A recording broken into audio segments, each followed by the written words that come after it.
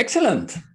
Thanks everyone for attending this session. Thanks ETH as well for inviting us and providing this space to present a little bit of technology and a little bit of funny elements of technical culture for the 21st century. My name is Adrian Kosmaczewski. I am developer relations for VSHN, the DevOps company from Zurich, Switzerland. And by the way, the first thing you have to know about VSHN is how to pronounce the name. It's like I just said, like vision, like, you know, that's why the I in the icon. Get it? It's a very simple analogy. We call ourselves the DevOps company. We really breathe DevOps. We're going to talk a lot about DevOps today. And we are in Zurich near the train station in Neugasse 10 since 2014. And we are the leading DevOps Docker and Kubernetes company in Switzerland. We provide 24/7 support for companies. So companies, we run the software for our customers. They develop it, or sometimes they don't, but in many cases they do. And we have a few certifications here and there that are very useful for people, particularly in the financial industry, because you have to be certified in certain places, and it makes people feel very safe coming with us. And of course, we are heavy on Kubernetes. We've been the first company in Switzerland to get certified for Kubernetes, and we've been using it since the very beginning. And not only Kubernetes, actually, we are partners with, and we work with plenty of technologies. So I'm leaving this slide a little bit on the screen so it can water your mouth a little bit. We basically work with pretty much all the big names in the cloud native space. We do our own technologies as well. We develop our own platform as a service provider, which is Apuyo. And we have two big open source projects related to Kubernetes. One of them is Project Syn. We're going to talk about it today in this presentation. And KTAP.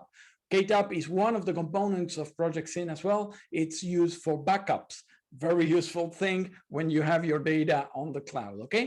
And dare I say as well, did I mention that we are hiring? So check our handbook on handbook.vision.ch to know more about our company. There's plenty of nice things to see there, and get in touch with us if you're interested. Anyway, let us talk a little bit about cloud. So today we're going to talk a little bit about the evolution, the historical evolution of cloud infrastructure. How did we get to the point where we are today, right? And we're going to see stuff in action. We're going to see DevOps in action. We're going to see Project Syn and Terraform in action with a live demo today, right here. So you're the privileged ones to see this in real time. And of course, question and answers. If you look on your Zoom window, you're going to see a small Q&A icon.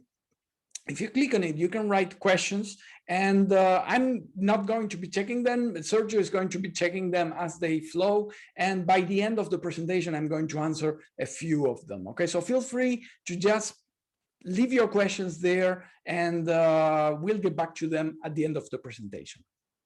Very good.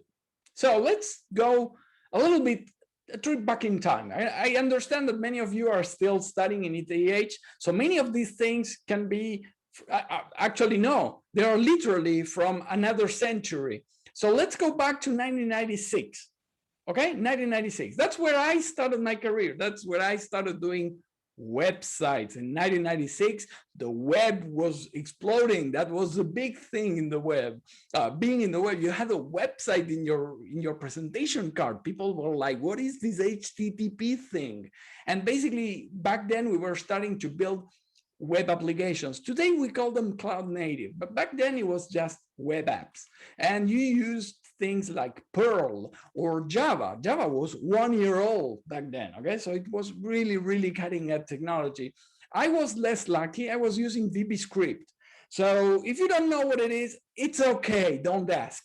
Objective-C even, because maybe you were lucky enough to be using WebObjects. WebObjects, which was created by the company of Steve Jobs before he came back to Apple, and a license of WebObjects back in 1996, the license for one server cost $50,000. Okay, so not many people were doing websites with WebObjects, but it was mind-bogglingly good. Let's be clear. Anyway, you could use JavaScript on the server. These days, everybody is raving about JavaScript on the server, but you could use JavaScript on Netscape application server back in 1996, and Lisp as well. Well, not everybody, unless you are Paul Graham, you probably weren't using Lisp anyway. And if you don't know who Paul Graham is, you probably know Hacker News, and Hacker News is his invention. Okay, so just to put it in context. Anyway, back then it was cute. It was a cute time because we had so few users, literally, that you could just run your application in one server. And then you had maybe another server for the database. And it was so cute because you gave names to those servers. You basically, if you were a fan of Star Wars, you would call Alderaan your web server, and then Hoth the database server, or any other planet or any other character. If you were a fan of Lord of the Rings, you would use names, characters from those places. But we basically gave names to those servers, and we connected to those servers using FTP. Okay, so literally you were connecting with a program that showed on the left side your own computer, on the right side the other computer, and you would transfer data back and forth. And of course, you would very often, I remember that, you would very often overwrite the changes made by your coworkers. That's the happiness of collaboration in 1996. That's how it goes. Some teams were using CVS. Okay, CVS is like the grandfather of Git. Right? You might probably use Git every day. There was no Git. So basically people used CVS. Not everybody. Actually, some very unlucky people, not me, thankfully, were using something that Microsoft created called Visual Source Safe, which is probably the worst named software in the history of technology, because it didn't keep your source safe. It actually had huge corruption issues, so you could lose a year of work just doing one commit. So it was really terrible, really terrible. And there were no clusters either. The concept of the cluster, you had just one server, and you put Apache or Internet Information Services from Microsoft to serve that data, and you would store the data in Oracle or SQL Server, because there was no MySQL, there was no Postgres, there was no MongoDB, no Kafka, nothing that you know. That was the world. And this is what the typical data center would look like back in those days. Kind of messy, but you know what? It worked. It got the job done. You got your visitors, 100 visitors a day. If you had 100 visitors a day, you were on the cover of CIO magazine. I can guarantee about that. So this is 1996. This is the age of the hardware server. This is the thing. You had things, you had servers. And of course, you deployed new versions of your app every few months, if you were lucky, right? So let's fast forward to 2006. What happened in 10 years? In the meantime, we've got the dot-com bust. So basically the dot-com economy breakdown in the big crash of 2000. So basically we were in the age of Web 2.0 technologies. And there was no more CVS. So the grandfather had basically been replaced by the father of Git, which is Subversion, which is a very similar project, as well open source. And it allows you to keep your source code in a server, basically. One thing that had just started in 2006 was AWS. AWS basically started as S3, the S3 buckets were first released in 2004. And by 2006, in August 2006, we have, for the first time, virtual machines. The elastic compute service of AWS started that year. So it was really new. And people were creating apps with Ruby and Python. All of a sudden, you've got new languages to create your web applications. And one of the interesting things that happened, thanks to Ruby on Rails, which was a breakthrough technology back in those days in terms of developer experience and ease of use. One of the side projects of Ruby on Rails was called Capistrano. Maybe you don't remember Capistrano, you've never heard about it, but it was hugely popular. It was a revolution, because you could describe your infrastructure of the servers that you were using for running your application, and then you could type a command, cap deploy. Cap, it was not Captain America. Cap back then meant Capistrano. There was no Marvel Cinematic Universe for that matter in 2006. So you could do cap deploy, and your application would be running in a few minutes. The thing would gather the source code from Subversion and put it on the server, which might as well be in AWS. And all of a sudden, you could have not one, but 2 servers. And in the middle, you would put Nginx as a load balancer. So all of a sudden, we've got this thing called a cluster. Wow, things start to get big. So it becomes to get complicated. At that time, more or less at that time, in 2005, also written with Ruby, comes a very, very interesting project that it's still very, very much used today, called Puppet. The difference with Capistrano, the difference between Capistrano and Puppet is that Capistrano uses Ruby code. So you have to know Ruby to write your infrastructure. And Ruby, it's a programming language which has, weird syntax, as you know how capricious programming languages can be. In the case of Puppet, Puppet uses a JSON-like description language. So you describe things. Instead of saying what should happen, you describe the final state that you want, and the tool takes care of synchronizing those changes so that they basically make sense. This is a completely new concept. This is something that was really, really, really new. But still, we were managing virtual machines, and we're still giving names to those virtual machines, right? Now, because these machines are no longer hardware machines, it's virtual, we can spin them up and down a bit easier, and your deployment speed is going up. All of a sudden, we're deploying new versions of our apps every few weeks, which is an improvement. Let's fast forward 10 years again to 2016. What happened between 2006 and 2016? Well, the most important thing that happened in between those 2 dates was the year 2008. And I consider the year 2008 to be annus mirabilis, like they would say in Latin. That basically means that a lot of incredible things happened on 2008. GitHub, Stack Overflow, Google App Engine, the Go programming language, and Azure all came out in 2008. In 2011, we had OpenShift, we have Docker. In 2014, we've got GitLab, Kubernetes, Terraform. And in between all of that, we moved all of our Subversion's repositories to Git. And Git took over. Git won. Git is the final thing. Pretty much nobody in the industry is using anything else than Git these days to manage, because it's so good, so flexible, and so powerful, and so efficient that nobody even thinks about using anything else than Git. So that's how we went from CVS to Subversion to Git, right?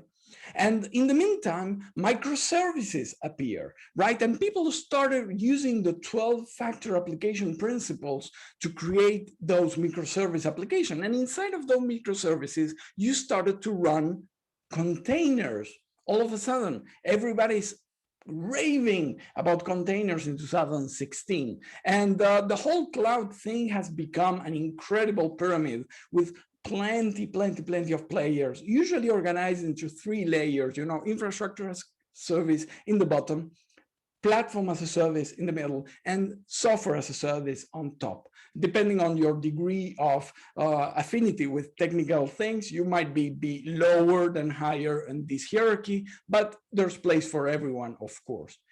And not only that had happened between 2006 and 2016, we also had the DevOps revolution.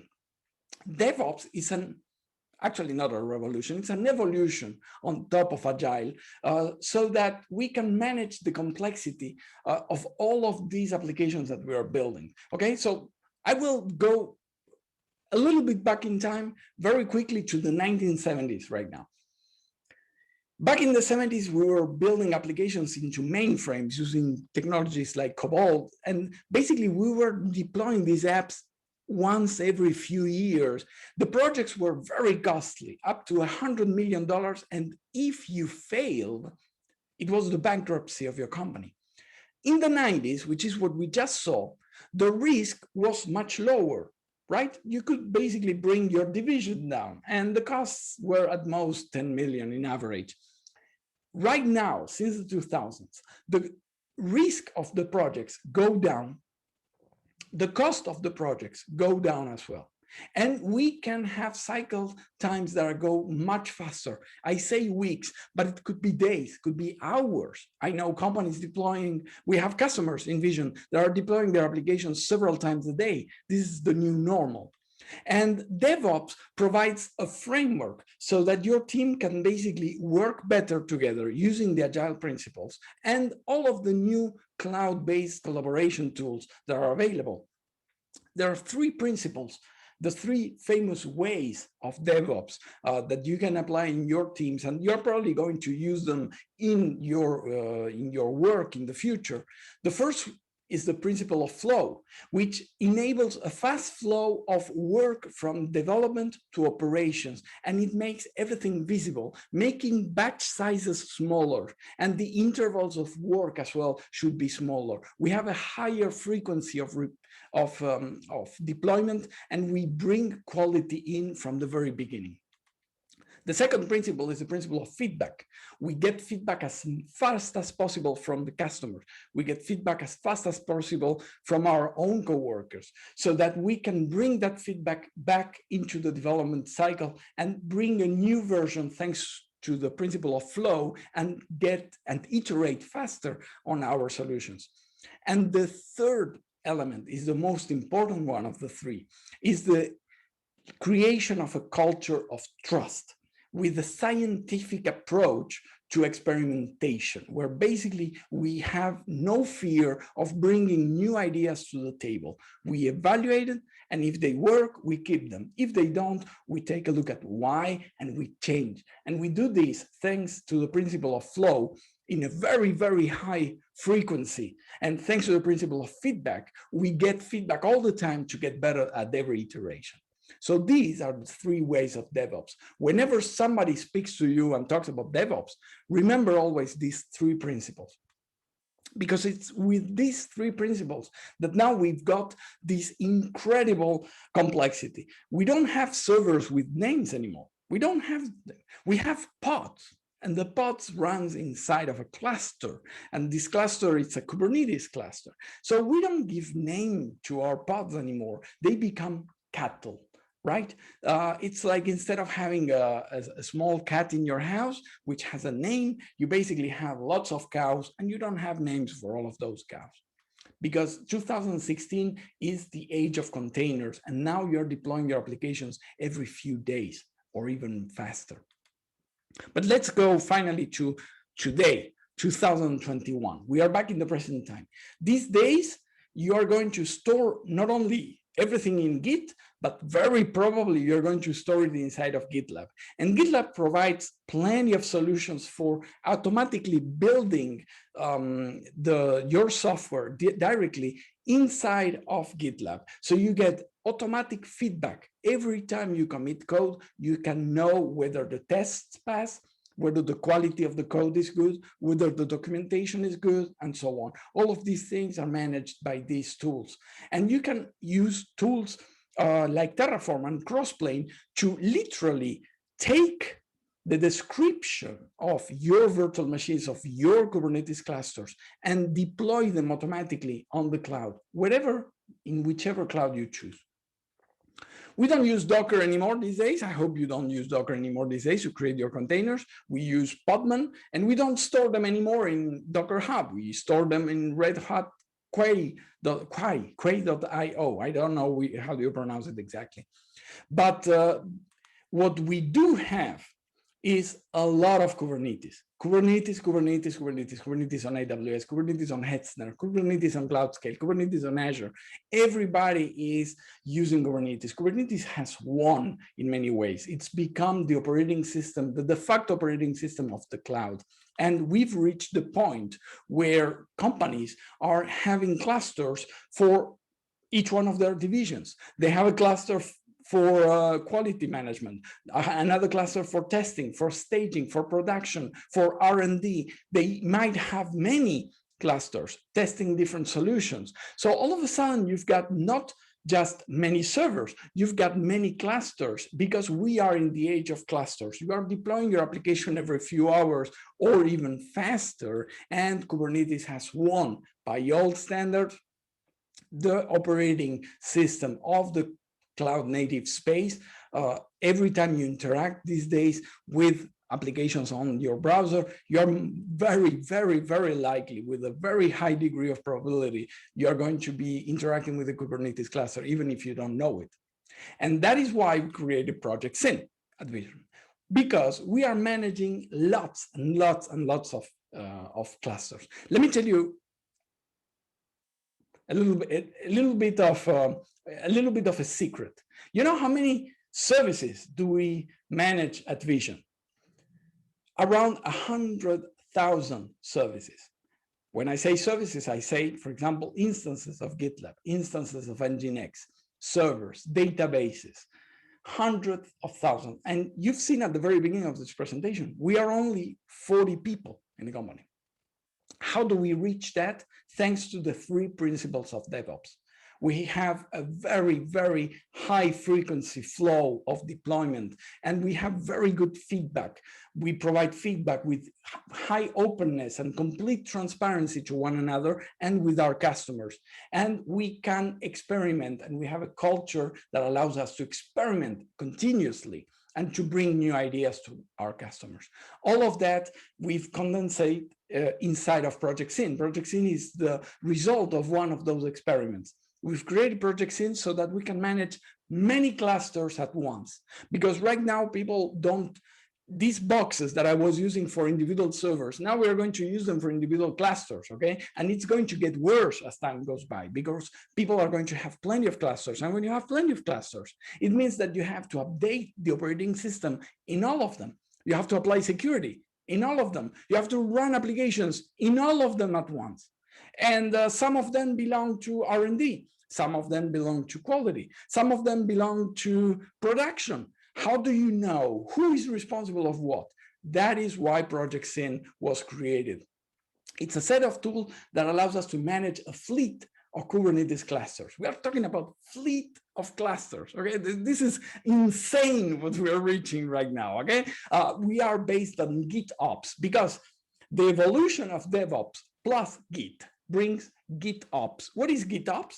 Basically, every time you push a change to your GitLab repository with new code, a change, a new feature, a bug fix, a whole chain of events starts automatically for you. You don't have to do anything. And you get all the feedback for free from the system. This is GitOps. This is the kind of world we're living in right now. So what is Project Syn essentially? Well, basically a couple of core components that we've given names coming out of the military, because first of all, we are a Swiss company, so there's a very strong component of military culture in our company, right? So we've got the lieutenant operator and the lieutenant API. The lieutenant operator and API, they basically store they store the catalog of all the clusters. When you have a lot of clusters, you have to store that information somewhere. So the lieutenant operator exposes the lieutenant API so that you can register new clusters. You say, I have a new cluster,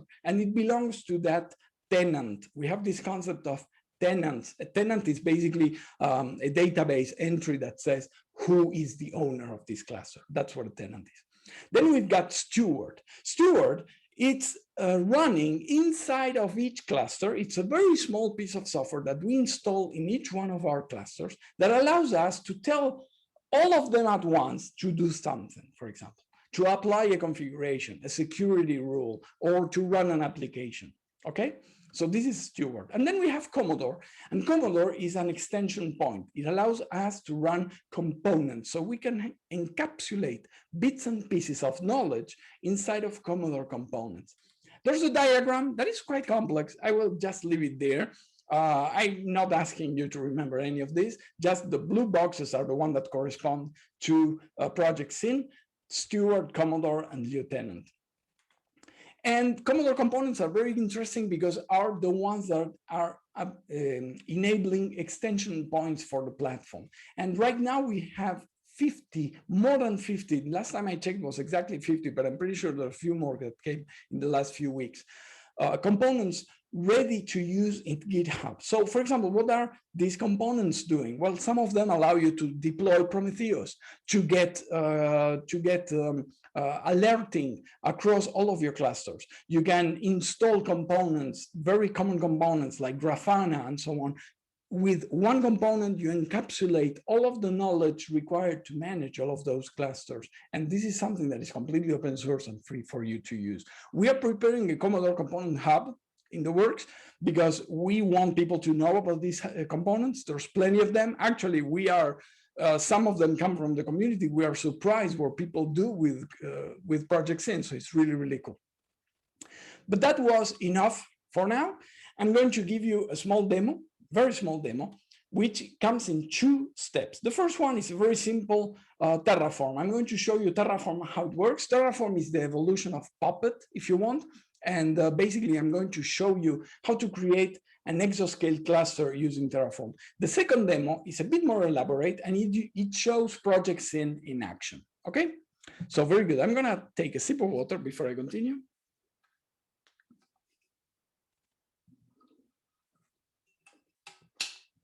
And here we go. Very good. So here I have Exoscale. I don't know how many of you have ever used Exoscale, because many engineers, when they think the cloud, they think the big 3, right? You think AWS, you think Google Cloud, or you think Microsoft Azure. Of course, they are very, very big. But in Switzerland, we've got CloudScale and Exoscale, who are local companies offering incredibly good support and incredibly good availability and at very competitive prices with all the power of the privacy laws of Switzerland. So we are very, very fond of Exoscale. And Exoscale provides pretty much the basic bricks that any cloud provider gives you in the cloud. Usually that's compute power. That's CPUs where you can run your apps, storage, which in the case of Exoscale, of course, is compatible with Amazon S3. Amazon S3 is the de facto standard for cloud storage. And of course, Exoscale allows you to use their own storage as if it were following that standard. And of course, security, and you've got plenty of keys and secrets that you can manage. Those are the 3 things. In the case of compute services, one of the latest things that they've released is SKS, is the Scalable Kubernetes Service. And SKS is a managed Kubernetes service that is very simple to use. And I'm going to very quickly do a demo. I have here on the right side of the screen, you can see a Terraform file. You remember the slide with Puppet code, right? It's pretty much the same thing, curly brackets all over the place and key values, key values, key values. And here what I'm doing is basically to define that I want an SKS cluster named demo, not a very original name, but it fits the purpose. I could have used any name that I want. And of course, inside of this cluster, I'm going to need some security. So there are some security groups that I'm defining, some networking rules about who can access, who can access this account using which IP addresses and which rules for ingress and egress.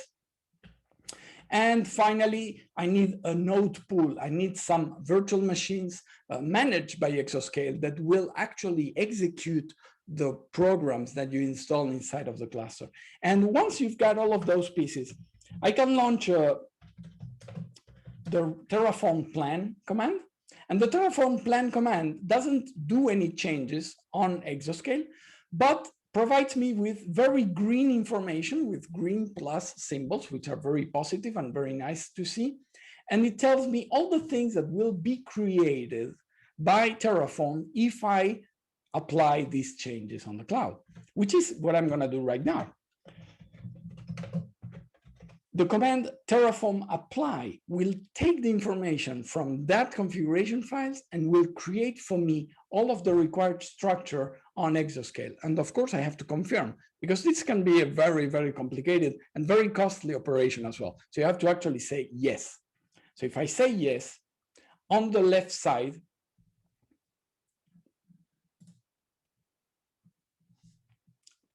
we are going to see that the demo cluster is being built. And this is something that is going to take a few minutes. So what I'm going to do is to jump to the second part of the demo, because I want to show you afterwards how this all looks like. But for the moment, this is enough. The second part of the demo, it's purely on the command line. So I don't know if you are users of the command line. I suppose that since you are students of computer science, I'm pretty sure you know this by heart already. But it's the very, very powerful method to access all of the power of the cloud from your terminal is using the command line. And what you see here, it's basically 4 panes using Tmax, for those who would like to know. And in the bottom, I'm using a command line management tool for Kubernetes called K9s. K9s, it's a fantastic tool. I can recommend you check it out. It works pretty well. And one of the nice things I like about K9s is that you can customize the color of K9s depending on the name of the cluster that you're talking to. So here I have 3 clusters on my machine. These are 3 clusters running on my laptop right here. One of them using Minikube, which is the official standard Kubernetes distribution for your laptop. Is the first one, the first one that everybody uses. I'm using K3D in the middle with the sepia color. K3D is the one provided by Rancher, very lightweight, very popular with Internet of Things and edge installations of Kubernetes. So you can have a Raspberry Pi running a Kubernetes cluster somewhere on your garden, monitoring, for example, the bees in your garden. And believe me, this is something that actually happens. We have a colleague, Delia, one of our colleagues here at Vision, actually, she does that. She actually has installed a monitoring system running on Kubernetes on her garden. So it's really awesome. You can use K3D for that. And then there's Kind, which is another official distribution of Kubernetes. It's used mostly for checking for the, it's used as a benchmark, if you want, for the correctness of a Kubernetes installation. But you can use it and you can install it in your own laptop. It's very lightweight and you can run it. And I have installed Project Syn in all of these clusters. These clusters are synchronized and they are watching what I'm doing with the lieutenant catalog. So what I'm going to do is I'm going to modify the lieutenant catalog. And for that, I'm going to cd into my inventory, the inventory which is managed by lieutenant. And I have this tenant called Crimson Tree. So I can basically cd into that.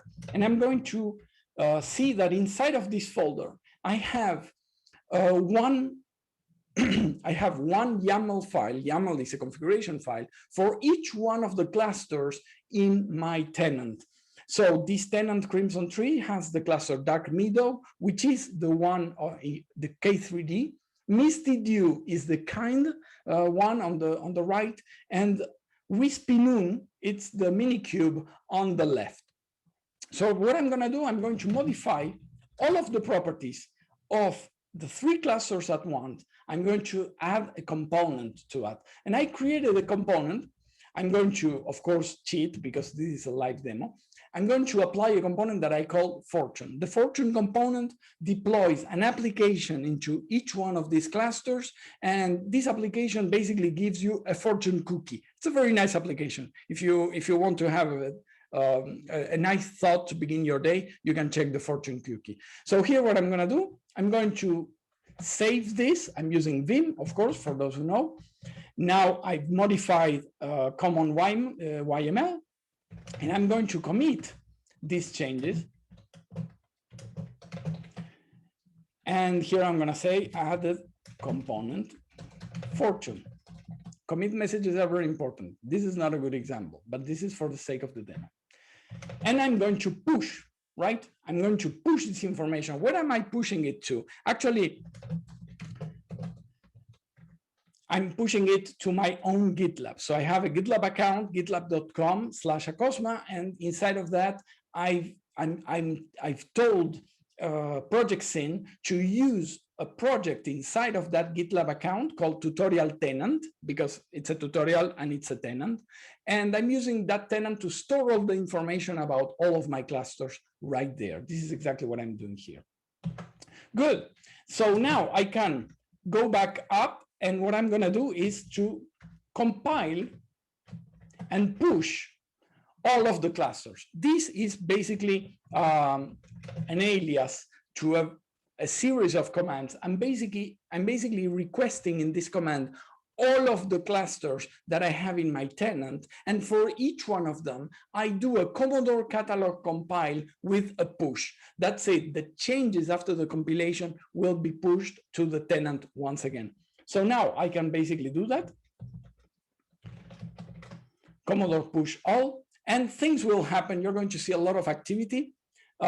In a few seconds, you're going to see that the application is running. My Fortran application will be running on the 3 clusters at once. In the meantime, while all of this happens,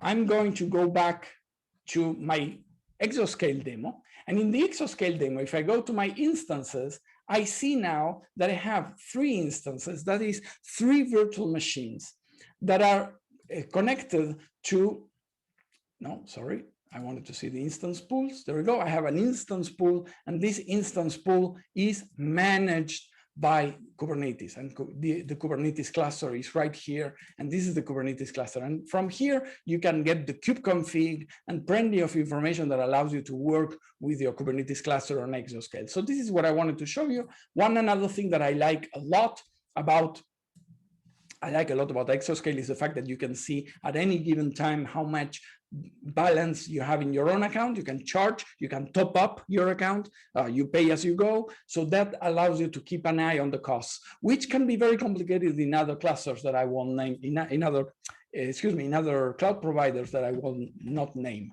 And in the meantime, my commands in my Kubernetes clusters, my Project Syn commands have finished. And look at this, I have my Fortran component ready to use.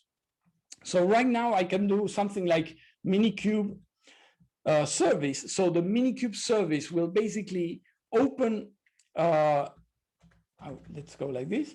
Minikube service is a command that opens a browser window with the service that is running inside of the Minikube cluster. So if I do this, basically, no, it's better if I request the URL actually. Let's do it like this. PB copy. So if I look at the URL that I get, there we go. It's an internal URL to my machine with a particular port. It's very hard to know. So that's why I get it. I'm just going to copy. And now if I go back to my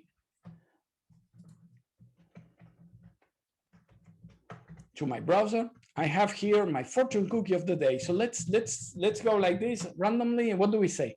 You'd better beat it. You can live in a taxi. If you can't get a taxi, you can live in a half. If that's too soon, you can live in a minute and a half by Groucho Marx. There you go. And your lucky number being 533219. You can go and play it on the lottery if you want. So there you go. This is our application running on, and I could do this operation on each one of these clusters. You would see the same application. Of course, this is not very exciting. Let's do something a bit more exciting.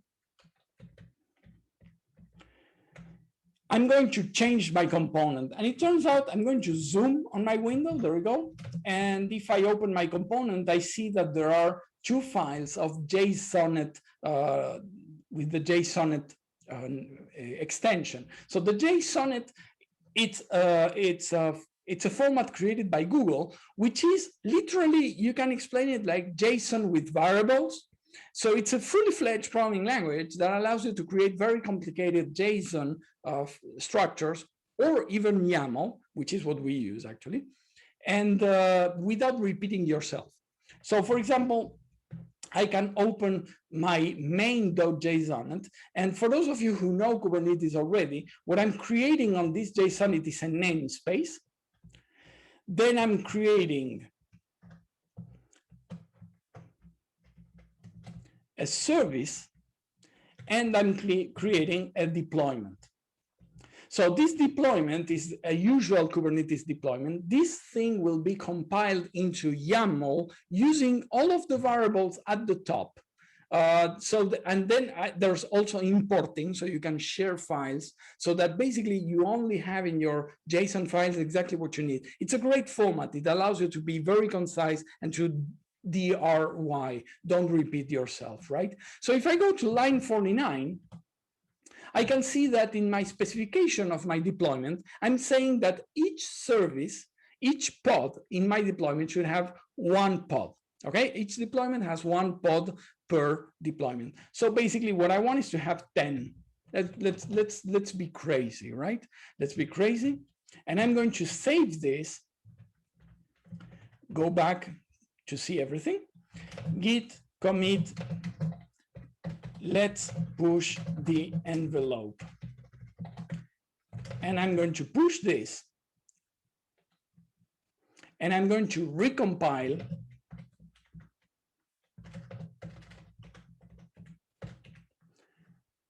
Again, compile and push all of the clusters. So here you could have 10, 20 clusters. This is, by the way, a beta version of Project Syn. Right now, all the tools are in version 0.5. We are actively working on them, but we are using them in production. All of the things that you see here are actually tools that you can use in your own context, but they are totally open source and used in production.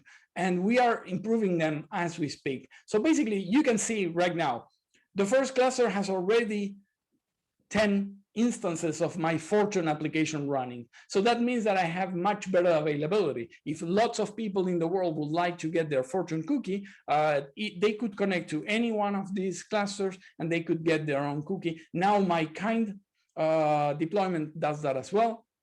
And my Fortune deployment is going to be updating itself. As you can see, it's happening right away. It's live and it works. So it's really cool. I'm very happy about that.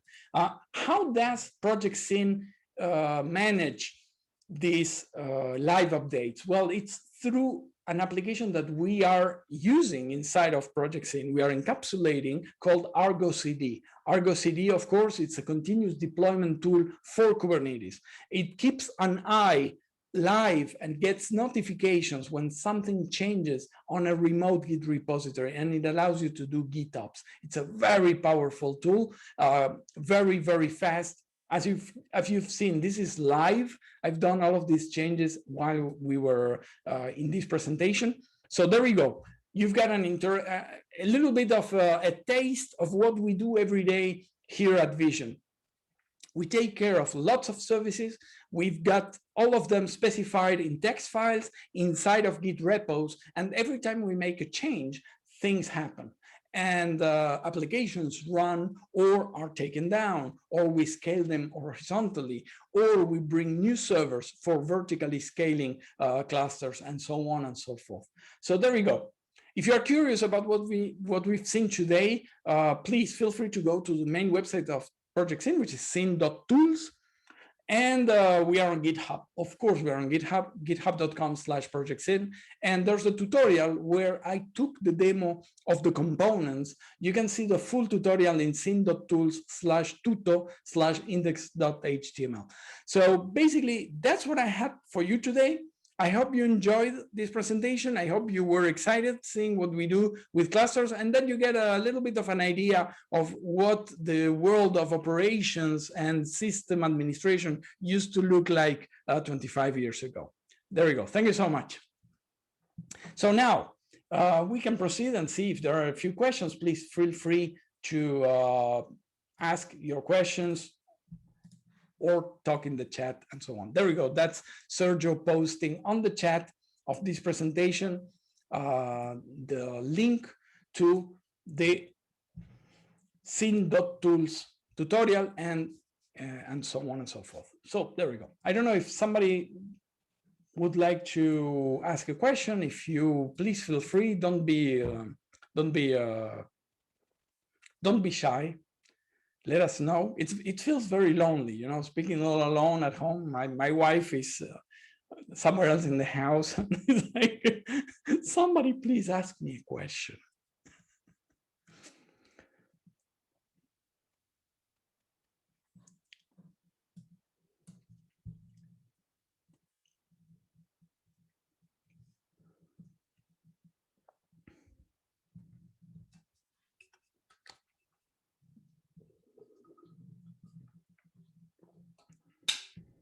Good. Well, I think there are no questions here.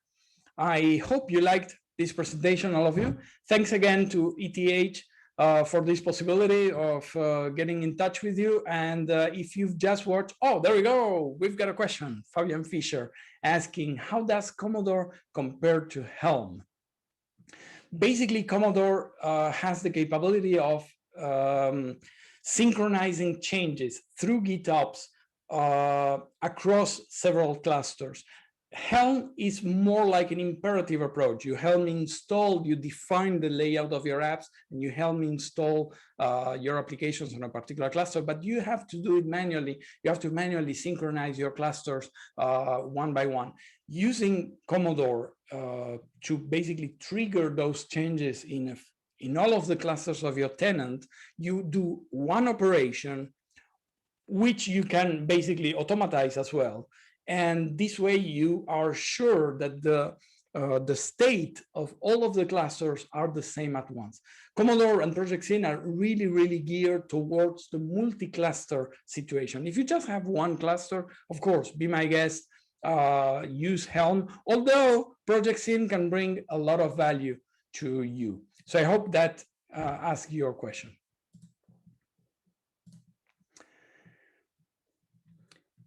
So yes, sounds like you could get similar results using Helm and Argo CD, or I'm missing something. Well, what I didn't show in the demo is the whole catalog part.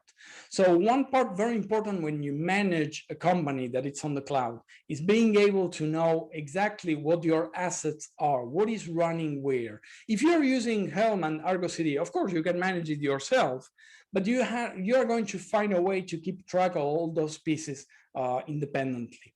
So that's a little bit a situation that for some businesses provides a lot of value, to be able to provide reports on all of the state of all of your clusters, knowing which applications are running on them, what are the configurations of each one of those clusters, are all of those clusters fulfilling the same requirements in terms, for example, of certification, if you have to probably do some security audit.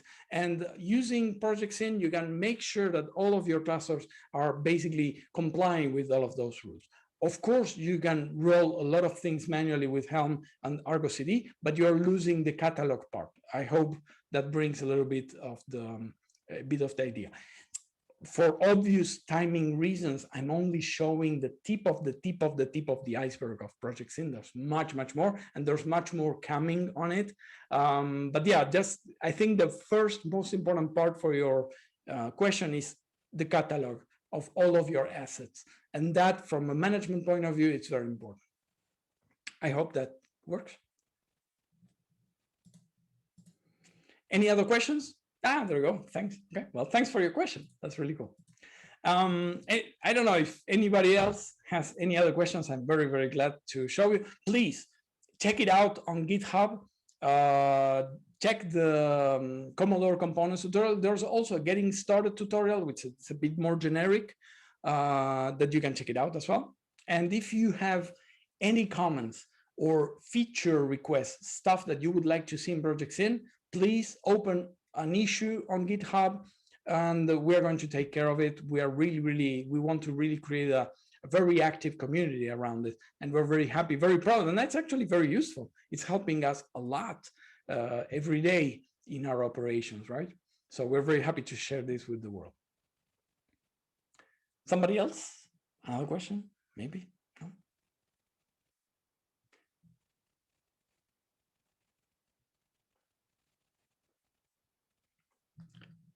In that case, if there are no more questions, I really want to thank ETH once again. It's great that we had this possibility of being here with you today. And I hope you enjoyed the content. And of course, please write down my email. You can contact me at any time. I'm very, very, very happy to hear from you. And thanks again. Thanks a lot from Sergio and myself. Thanks a lot for being here. Thanks, Sylvia, for the organization. And see you soon at any other moment. And hopefully soon in VSHN, you can come and drop by and we can have a coffee all together. Okay, there we go. Thank you. Bye-bye.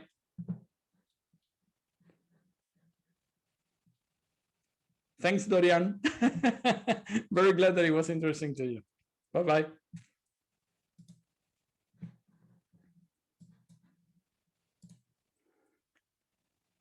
And we are done.